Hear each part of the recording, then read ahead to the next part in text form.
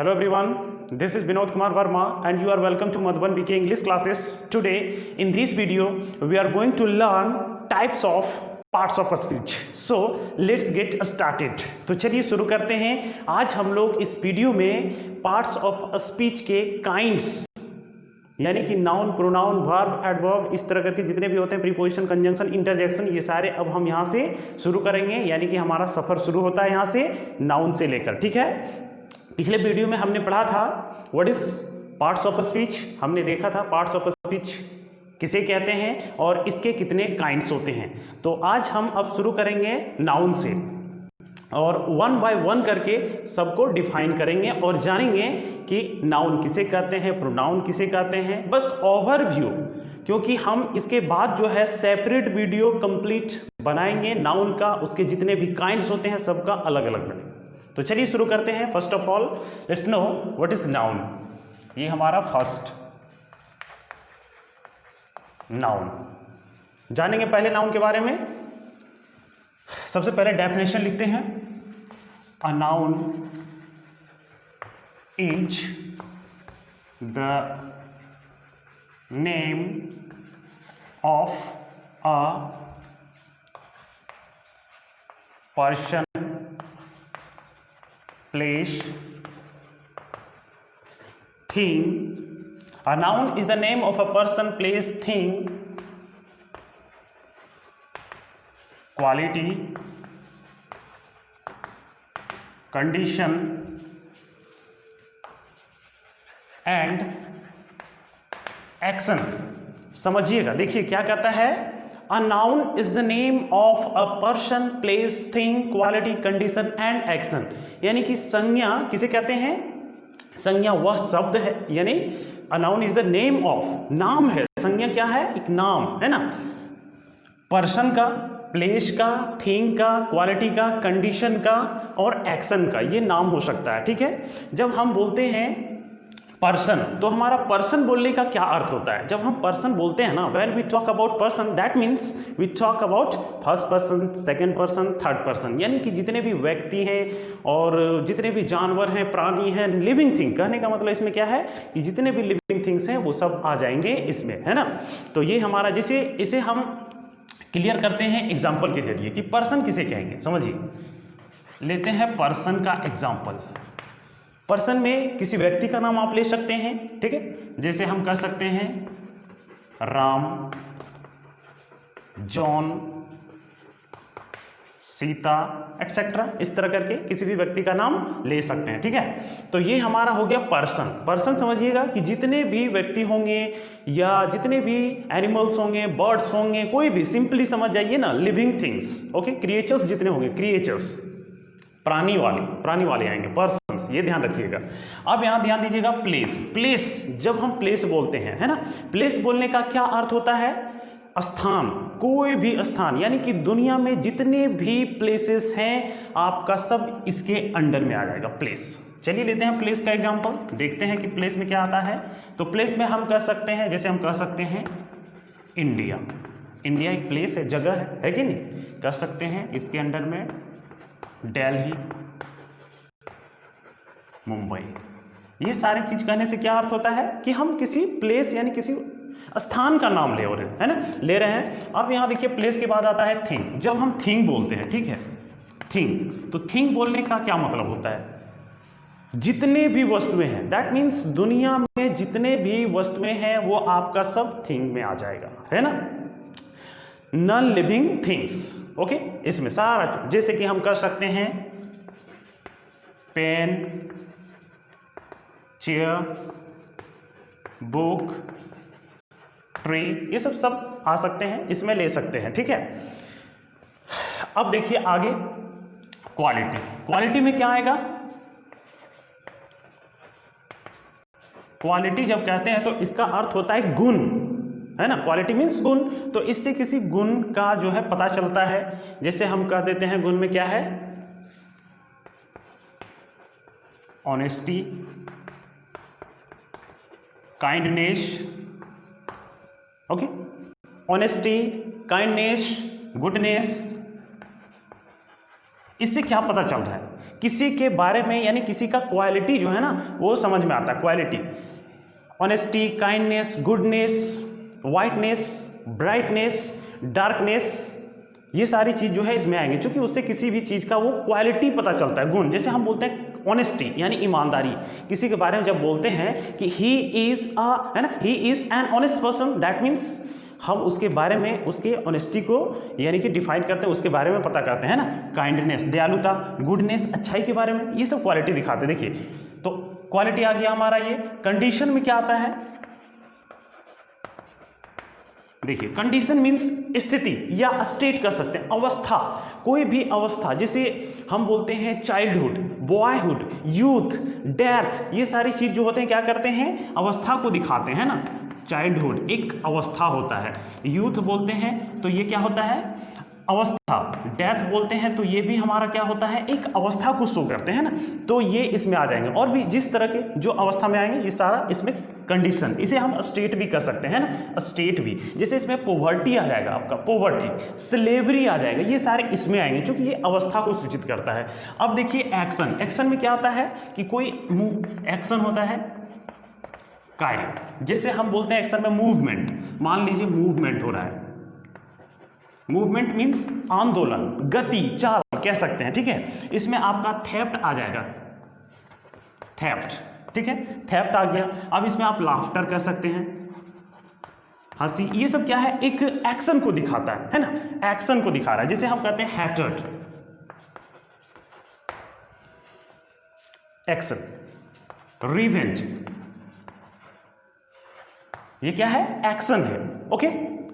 तो अब आगे बढ़ते हैं, हमने देख लिया, यहां से समझ लिया क्या कि नाउन क्या है, यानी नाउन में क्या क्या आ सकता है, okay. If we talk about simply, a noun is a naming word, all the naming words are called noun. अगर हम सिंपल भाषा में समझे ना तो किसी भी नाम को संज्ञा कहते हैं। दुनिया में जितने भी नाम बताने वाले शब्द हैं हम उसे संज्ञा यानी कि नाउन कह सकते हैं, ठीक है। तो ये समझ में आ गया कि नाउन किसे कहते हैं। चलिए एक दो एग्जाम्पल के जरिए से देखते हैं इसे मिटा देता हूं मैं, यहां तो समझ में आ गया है सब कि नाउन किसे कहते हैं, यानी नाउन में क्या क्या आ सकते हैं। चलिए लेते हैं एग्जाम्पल के जरिए। देखिए जैसे हम कहते हैं ही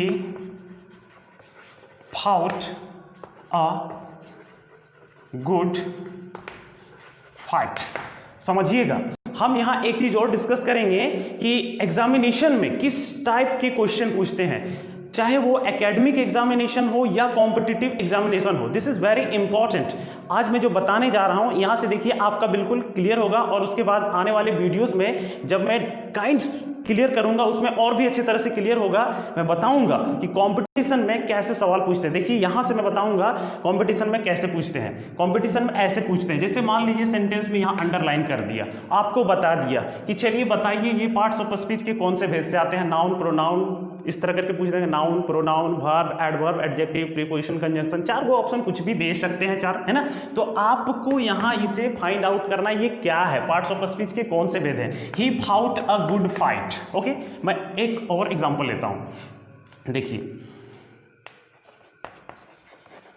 India is a big country. चलिए एक और लेता हूं,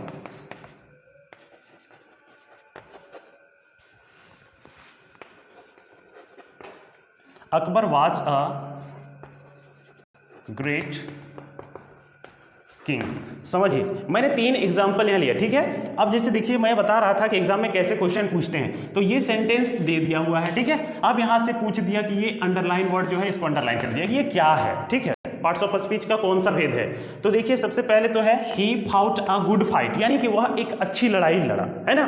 तो यहां तो हमारा ये प्रोनाउन है, यानी कि सब्जेक्ट है और ये प्रोनाउन है, ये वर्ब है हमारा, ये क्या है, एडजेक्टिव है, और ये हमारा जो हो जाएगा ये तो एडजेक्टिव है। तो जान लीजिए एडजेक्टिव कहां प्रयोग होता है, नाउन से पहले, तो ये जो है नाउन है ना, नाउन। और हमने अभी देखा कौन सा नाउन है, ये एक्शन, फाइट हो रहा है यानी कि एक्शन हो रहा है, कार्य, है ना। तो ये हमारा नाउन हो जाएगा। अभी जो लास्ट में आया ऑप्शन वाला उसमें, और ये गुड क्या है, उसकी क्वालिफाई यानी कि इसे क्वालिफाई कर रहा है, तो यहाँ हमारा ये एडजेक्टिव हो जाएगा। ये सारा जो है ना मैं बताऊंगा, जब हम इसके काइंड्स पढ़ेंगे ना तो आप ये सारा वीडियोस यानी कि इसका जितना भी पार्ट्स है कंप्लीट पढ़ने के बाद you will be able to find out parts of a speech, यानी कि आप एकदम बिल्कुल इसे पता लगा पाएंगे पूरा वीडियो पढ़ने के बाद। तो बस आप हमारे साथ बने रहिए, आपको सब कुछ समझ में आएगा। लेकिन आपको इसके लिए करना क्या होगा कि सारे वीडियोस को देखना होगा। जब तक आप कंप्लीट नहीं देख पाएंगे पूरा फुल समझ में नहीं आएगा। जब वीडियो आप देख लेंगे पूरा कंप्लीट नाउन, उसके बाद इसका जो है यानी पार्ट्स ऑफ स्पीच के जितने भेद होते हैं वो सब पढ़ लेंगे तो आप भी आराम से इसको कर लेंगे, कहीं से कोई दिक्कत नहीं होगा एग्जामिनेशन में। अब देखिए इसमें पता करते हैं कि नाउन कौन कौन से हैं।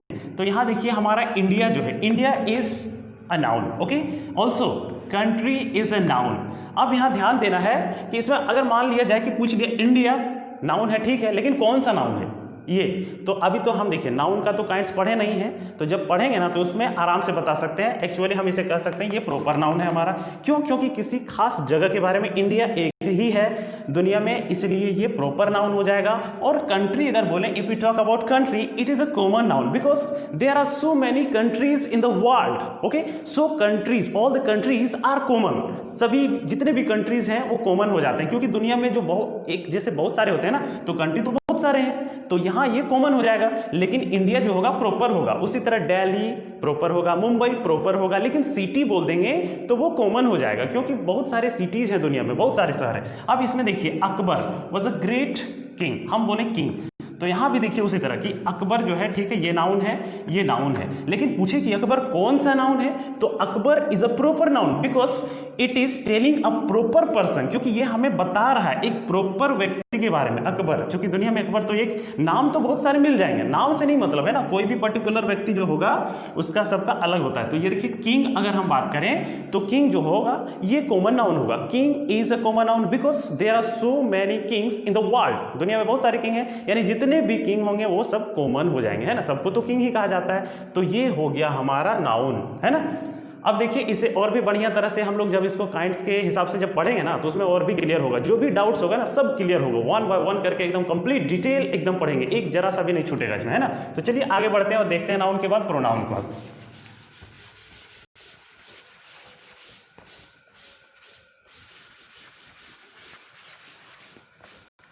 Pronoun, okay. सेकंड होगा हमारा प्रोनाउन। प्रोनाउन क्या है? What is pronoun? Let's write the definition of pronoun. A pronoun is a word, a pronoun is a word used instead of a noun। समझिएगा क्या कहा, a pronoun is a word used instead of a noun, यानी कि संज्ञा के बदले में, noun के बदले में जिस शब्द का हम लोग प्रयोग करते हैं या संज्ञा के बदले में जिस शब्द का प्रयोग होता है उसे कहा जाता है सर्वनाम यानी कि प्रोनाउन। ठीक है, संज्ञा के बदले आने वाले शब्द को सर्वनाम कहते हैं, यानी नाउन के प्लेस में जो वर्ड आएगा उसे ही हम कहते हैं pronoun. Okay, let's take examples to clear it. इसे क्लियर करने के लिए चलिए हम लोग एग्जांपल लेते हैं। देखिए एग्जांपल से समझते हैं, एग्जांपल से क्लियर हो जाएगा। ठीक है, तो सबसे पहले मैं एक एग्जांपल लेता हूं। देखिए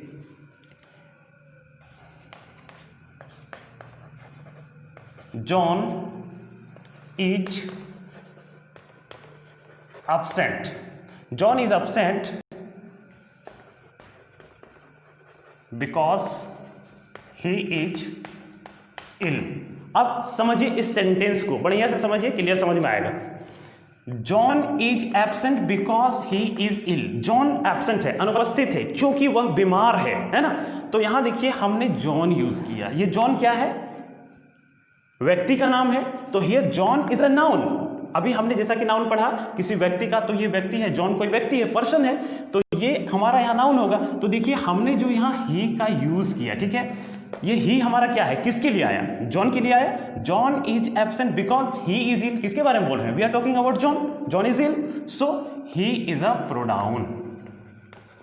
समझ में आ गया? ये है हमारा प्रोनाउन, यानी कि संज्ञा के बदले में, देखिए ये संज्ञा यानी नाउन, इसके बदले में ये हम प्रयोग किए। यहाँ भी वही लिख सकते हैं, कोई दिक्कत नहीं। John is absent because John is ill, लेकिन ये सेंटेंस भद्दा लगेगा इसलिए हम उसको प्रयोग नहीं करते हैं, और इसीलिए तो प्रोनाउन को जो है हम लोग यूज करते हैं कि सेंटेंस अच्छा लगे, है ना। एक चीज को बार बार यूज करेंगे तो सेंटेंस की जो अच्छाई है वो खत्म हो जाएगी, है ना, ब्यूटी।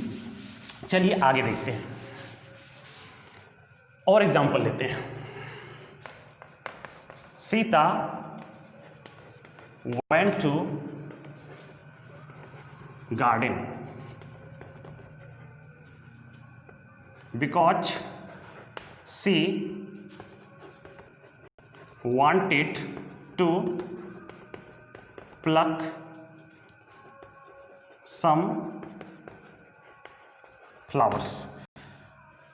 देखिए क्या कहा, Sita went to garden because she wanted to pluck some flowers. Sita went to garden, Sita बगीचा गई, बिकॉज क्योंकि she wanted to pluck flowers, वो कुछ फूल तोड़ना चाहती थी। यहां समझिएगा, सीता, हमने यहां सीता यूज किया। What is Sita? Sita is a noun because it is the name of a person, ये पर्सन का नाम है इसलिए सीता नाउन है। अब यहां देखिए हमने जो सी यूज किया, किसके लिए किया?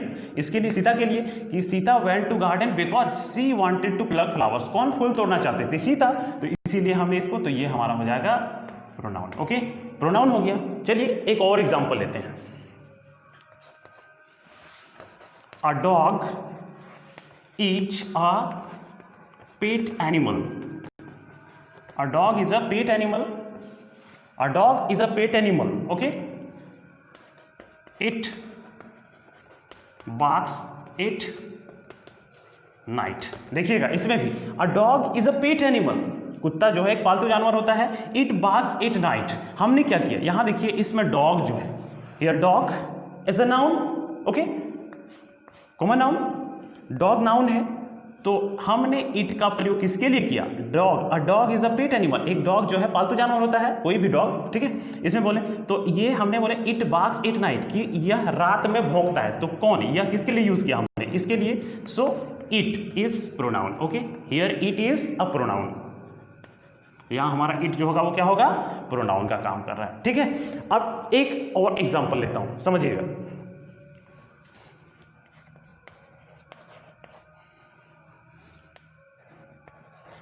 The players have come। The players have come। They have to play cricket. चलिए मैंने इस तरह का सेंटेंस लिया, द प्लेयर्स हैव कम, यानी कि खिलाड़ी गण आ चुके हैं। They have to play cricket, उन्हें यानी कि उन लोगों को क्रिकेट खेलना है। ओके, तो यहां देखिए हमने क्या बोला, the players have come, players have come, they have to play cricket. Cricket किन्हें खेलना है? प्लेयर्स को खेलना है, इसलिए हमने प्लेयर की जगह क्या कर दिया?